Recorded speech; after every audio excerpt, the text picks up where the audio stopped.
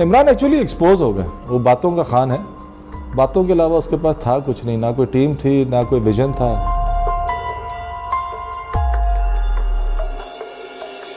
जो खराबी की है खान साहब ने उसका उस पर टाइम तो लगे, अब जल्दी में तो कुछ नहीं हो रहा। वो करते जाएं सीटें खाली, हम री इलेक्शन कराते रहेंगे। गवर्नमेंट आई भी उनकी धांधली से थी, वो पैदावार भी धांधली के हैं। कौम से बयान करूंगा, तुम्हारे पे प्राइम मिनिस्टर का बयान हो रहा है, अब वो कोई देखना भी नहीं चाह रहा, अब चैनल्स भी नहीं चला रहे, चैनल्स भी तंग आ गए।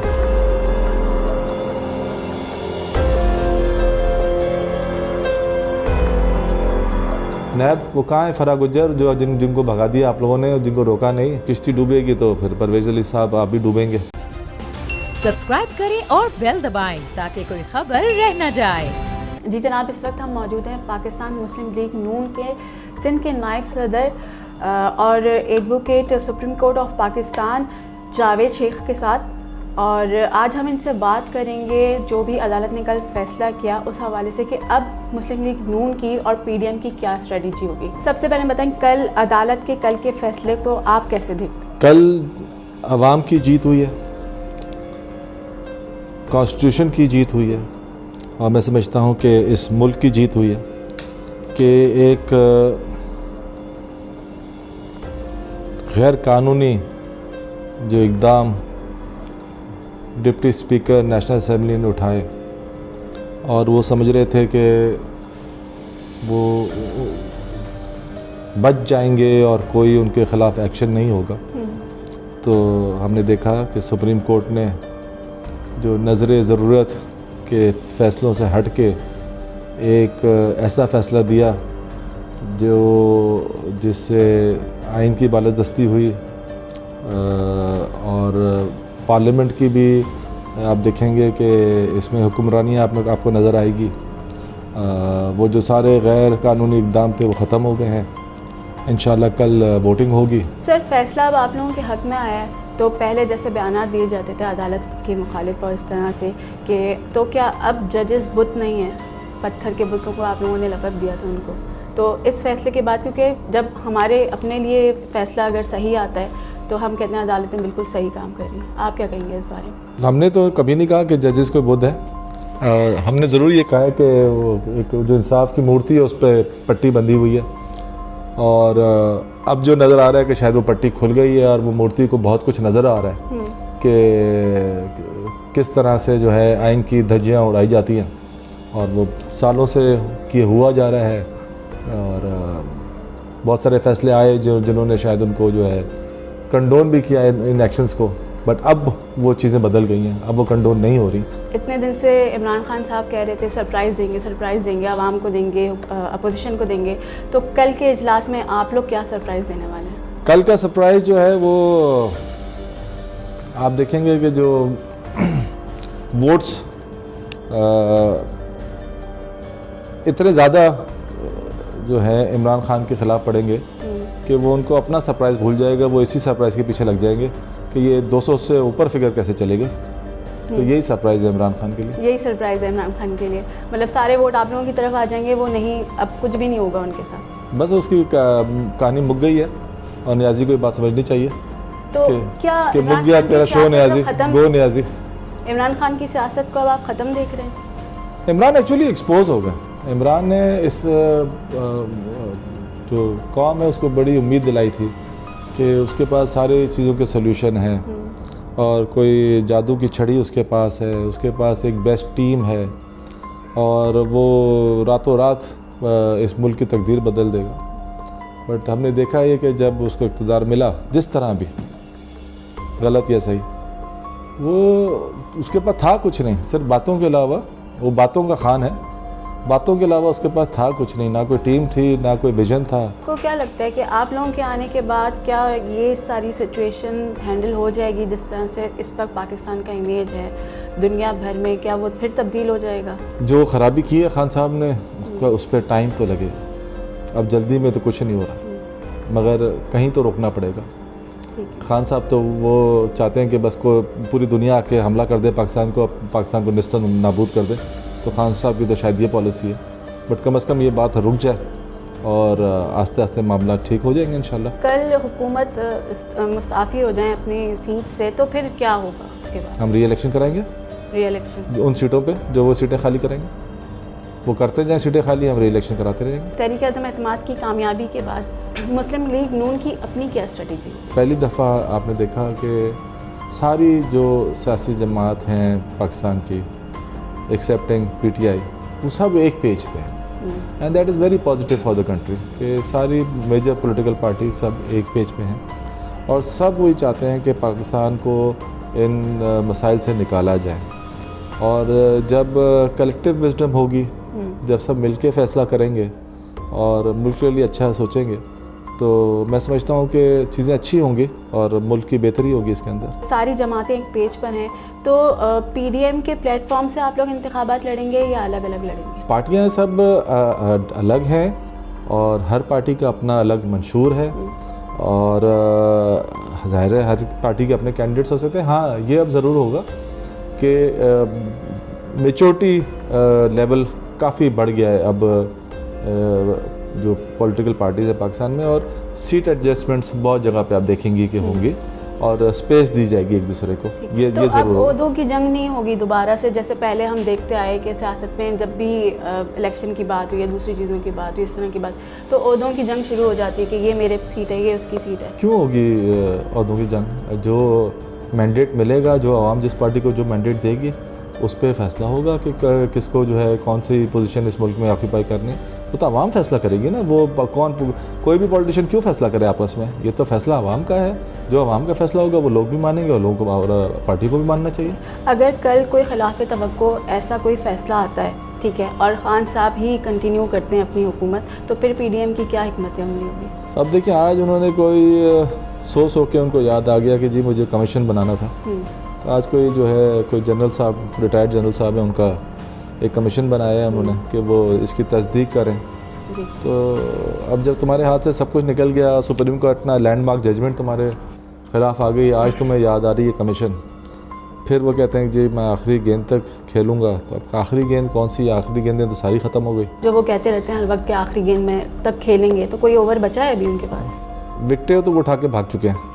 अब विकटें उठाने के भागने के बाद ओवर होता तो नहीं है, बट वो रात के अंधेरे में और कुछ फिर कोई नई वो धांधली सोचें, क्योंकि वो तो गवर्नमेंट आई भी उनकी धांधली से थी, वो पैदावार भी धांधली के हैं। सो अब वो धांधली, अब उनको कल कोई और सोचे कि जी वो कल मैं वोटिंग नहीं कराता, या कल मैं जो हूँ कल के दिन में वो कोई और नई कहानी लेकर आएँ।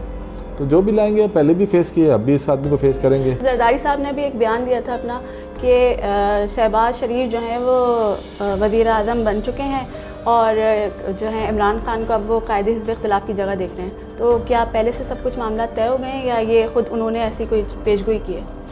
बीबी वो तो वोटिंग पे कल है, कल वोटिंग हो जाए इंशाल्लाह, और वोटिंग के बाद सुप्रीम कोर्ट ने कहा, शहबाज शरीफ साहब ही अब वज़ीर आज़म हैं। सुप्रीम कोर्ट ने कहा है कि सेशन कंटिन्यू होगा और हाउस जो अपना नया लीडर चुनेगी।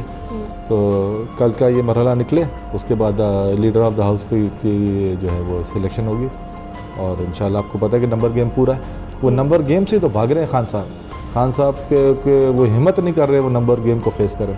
तो वो तो कह रहे थे सारे खिलाड़ी उनके साथ हैं और अपोजिशन के लोग भी उनके साथ हैं और उनके नंबर गेम्स पूरे हैं, तो ये अचानक से इतनी काया पलट कैसे हो गई? फिर कल अदालत का फैसला बहुत अनएक्सपेक्टेडली आया। एक जो हवा बनाया था ना कि खान, वो सब ने देख लिया, बड़ा डरपोक खान है और खान में ना हिम्मत नहीं है कि खान आके खड़ा हो जाए और फेस कर ले। ये बातें थी बड़ी बड़ी, निकला कुछ भी नहीं। और अब पता है कि नंबर गेम है नहीं, फिर इज्जत से भाई आ जाओ, फेस कर लो और आके अपोजिशन में बैठ जाओ। कौन तुम्हें मना कर रहा है? अच्छा, अब तुम्हें ये कॉन्स्टिट्यूशन को भी मरोड़ना है, तो सुप्रीम कोर्ट को भी मरोड़ना है, तो पॉलिटिकल पार्टीज को भी मरोड़ना है, तो सबको टफ टाइम देना है। अरे भाई इतने टफ नहीं हो खान साहब, तुम छोड़ दो इन बातों को, आ जाओ अब सीधे अब लाइन पे आ जाओ। बहुत मजाक मस्ती कर ली, तुम्हारी मजाक मस्ती अब खुल गई। अब आपका कोई तुमको सीरियस लेने को तैयार नहीं है। ये जो बार बार आते हो तो आवाम से कौम से बयान करूंगा, तुम्हारे प्राइम मिनिस्टर का बयान हो रहा है, अब वो कोई देखना भी नहीं चाह रहा, अब चैनल्स भी नहीं चला रहे, चैनल्स भी तंग आ गए, वो भी नहीं टाइम दे रहे हैं। तो माफ़ कर दो, बस जाओ यार, घर जाओ, जान छोड़ो। ये सारी सिचुएशन हो जाती है, उसके बाद नवाज शरीफ की वापसी होगी। अब मियाँ साहब तो जो हालात आपने देखे थे कि वो किस तरह खान साहब जो हैं और नैब ने ऐसी गठजोड़ जो आपने देखी और हम सब ने देखी और सबके सामने खुली हुई है, किस तरह जो है वो मैनिपुलेट किया जा रहा था मामलात को, किस तरह फ़ैसले लिए जा रहे थे, किस तरह मियां नवाज शरीफ साहब को कॉर्नर किया जा रहा था। तो उन हालात में और जो ख़ास तौर पर उनकी मेडिकल कंडीशन थी वो उसमें गए थे और कभी भी ये बोल के नहीं गए थे कि मैं वापस नहीं आऊँगा। वो अब इंशाल्लाह ज़रूर आएंगे और हम सब उनको जाएंगे वेलकम करने। तो क्या बहुत जल्द आने वाले हैं या? इंशाल्लाह सब अब अच्छी खबरें मिलेंगी आपको, इस मुल्क को अच्छी खबरें मिलेंगी। जेन्युइन लीडरशिप भी पाकिस्तान में वापस आएगी। आप देखेंगे कि इकनॉमी भी आपकी बेहतर होगी। आप देखेंगे ये डॉलर जो इमरान खान साहब ने 200 के ऊपर पहुंचा दिया है, ये भी अपने रियलिस्टिक फिगर पे आ जाएगा। ठीक, नैब की आपने बात की, तो नैब के हवाले से जैसे शाहिद खान साहब ने एक बयान में कहा था कि नैब को ख़त्म होना चाहिए। तो अगर आप लोगों की हुकूमत आती है तो क्या सबसे पहले नैब ख़त्म होगी? फिर उन केसेस का क्या होगा जो आप लोगों के ख़िलाफ़ चल रहे हैं? मैं तो देखें as a lawyer and advocate of the supreme court, मैं तो ये कहूँगा कि जो किया नैब ने आज तक जो रेफरेंस दाखिल किए, कौन सी सज़ाएं करा ली किसी को, किसके ख़िलाफ़ क्या पेश कर दिया, वो तो खैर बहुत ही एक बड़ी फहरिस्त है, एक डिबेटेबल बात है। भाई वो फ़रा गुजर का क्या हुआ?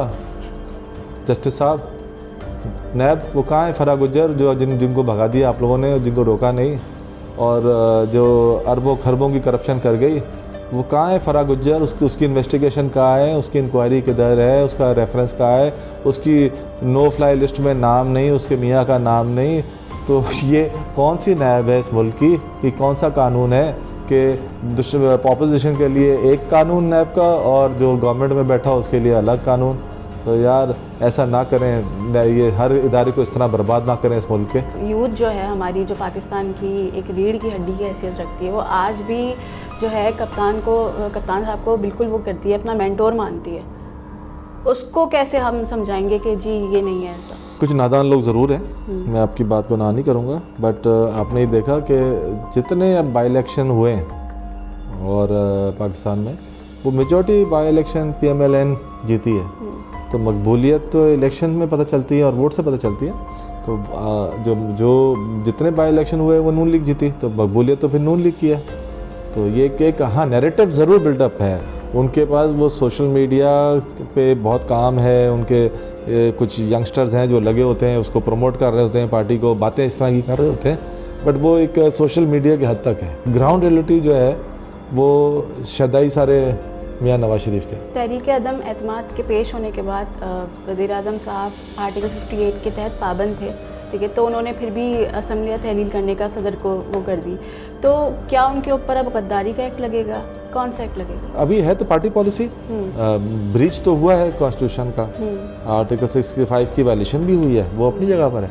तो अदालत इस पर उसको नोटिस ले सकती है? लेट्स सी, अभी वो ये जो है शॉर्ट ऑर्डर है सुप्रीम कोर्ट का, जब इसके रीजंस आएंगे लेट्स सी उसमें अगर सुप्रीम कोर्ट ने कोई ऐसी बात कही है या कोई अपनी ओपिनियन दी है, बट ज़ाती तौर पे मैं किसी को गद्दार बोलने के लिए तैयार नहीं हूँ इस मुल्क में। असल जो उनको है वो गलत मशवरे फवाद चौधरी जैसे लोग और शेख रशीद जैसे लोग जो बस जिनको सिर्फ भड़बड़ करनी है और कानून की ना कोई बात ना कोई समझ की बात, तो वो असल प्रॉब्लम वो वहाँ है कि एडवाइज़र ही गलत है इमरान खान के। तो आपको लगता है कि फवाद चौधरी, शेख रशीद साहब और इसी तरह से दीगर जितने भी लोग हैं इमरान खान के साथ, क्या उनका भी अब सियासी कैरियर ख़त्म हो चुका है या वो फिर किसी और जमात में शामिल होंगे? कितनी देर लगेगी फवाद चौधरी तो फुदकने में? कितनी देर लगेगी फवाद चौधरी को? तो PDM में सारी जमातें तो PDM में हैं, तो अभी तो कोई जमात ही नहीं रह गई है। कितनी देर लगती है इन लोगों को यहाँ से फुदकने में उधर, उधर से फुदकने में उधर? ये तो कोई नई बात है नहीं, ये तो 2 मिनट की बात है। सिर्फ रिजीम चेंज हो, आप देखें ये सब किधर खड़े होंगे। तो अगर वो मुस्लिम लीग नून में आना चाहेंगे तो आप लोग एक्सेप्ट करेंगे? देखिए सियासत करने पे ना किसी को मना है ना पाबंदी है, बट सियासत में रहते हुए जो अदब और एहतराम और का जो है वो एक दूसरे का रखना ज़रूरी है। जो लोग अदब भूल जाते हैं और एहतराम भूल जाते हैं, फिर मैं समझता हूँ उनके लिए रास्ते बंद हो जाते हैं, उनके लिए वो रास्ते खुले होते नहीं, किसी भी पार्टी में खुले नहीं। सही, ठीक है सर। तो आखिर में कोई पैगाम देना चाहेंगे आवाम को? आवाम के लिए पैगाम यही है कि आगे के दिन अच्छे हैं और जेन्युइन लीडरशिप पाकिस्तान की वापस आ रही है। इमरान खान की बातों में भी वापस आ रहे हैं, इमरान खान की बातों में नहीं आए, और इमरान खान ने ना पहले दिया इस मुल्क को ना अभी दिया है। इसहाक डार साहब जो है वो मैं समझता हूँ कि उनके दौर में जो माशी पोजीशन थी पाकिस्तान की और आज की माशी पोजीशन वो भी आप लोग के सामने है, आपके सामने भी है। तो किसी को बुरा बोलना क्रिटिसाइज़ करने के लिए जो है ना वो फैक्ट्स एंड फिगर्स पहले देखने चाहिए।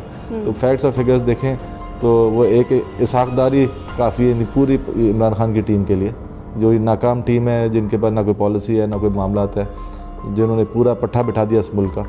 तो मुझे वो याद है इसहाकदार के ज़माने में मैंने 100 रुपये से नीचे का डॉलर ख़रीदा और आज जो है मैं 190 का डॉलर ख़रीदने में मजबूर हूँ। तो मैं किसको अच्छा बोलूँ और किसका बुरा बोलूँ? तो ये तो हमारी आवाम खून के आंसू रो रही है। परवेज़ इलाही साहब के बारे में क्या कहेंगे? जैसे अभी पिछले दिनों हुआ, देखने में आया उन्होंने खुद ही अपने आप को बना लिया वज़ीर आला। परवेज़ इलाही साहब के लिए इतना ही कहूँगा कि अल्लाह ने उनको मौका दिया था कि वो सुरखरू होते और वो सही फ़ैसला करते, पीडीएम को ज्वाइन करते और पीडीएम के साथ ही चलते और अपनी जो है सियासत करते। अल्लाह ने वो मौका दिया था उनको, बट वो शायद बात नहीं समझ सके। वो चीफ मिनिस्ट्री की कुछ लालच